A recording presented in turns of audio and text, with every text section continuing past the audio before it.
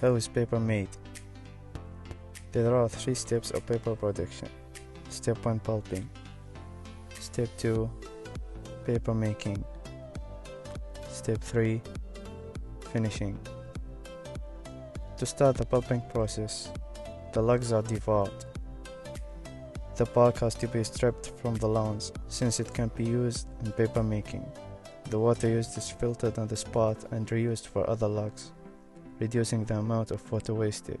Together with other products of manufacturing process, they are used to generate electricity to power up the mills and nearby towns. The debug logs are then shipped into small pieces before undergoing process called chemical pulping. This process breaks down a chemical called lignin, and the result is pulp. Pulp is like a thicker, less refined version of paper.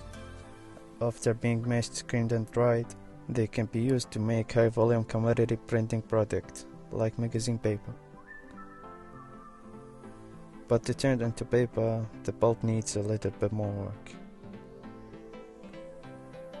It's pumped into a large paper making machine, which stretches almost 4 times the length of an Olympic-sized swimming pool, and stands as high as 3-story building, starting at the first section called the head box. The pulp mass is squirted through a horizontal slit over a moving wire mesh to remove excess water. Here the fibers begin to spread out and take the form of a thin sheet. The name of this process, sheet formation. Moving at almost 90 km an hour, the thin mats are fed into the press section where up to 50% of the water content is squeezed out. Up to 90% of water in this entire manufacturing process is also recycled.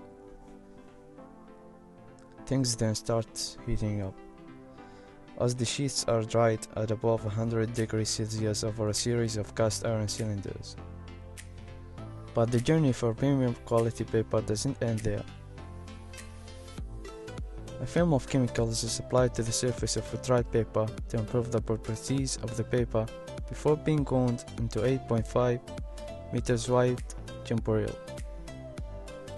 But of course, most of our printers can't print on the paper of those dimensions, so the jumbo reels have to be cut up into smaller pieces. These smaller sheets of paper are then further processed before being wrapped and packed into our familiar paper when packaging.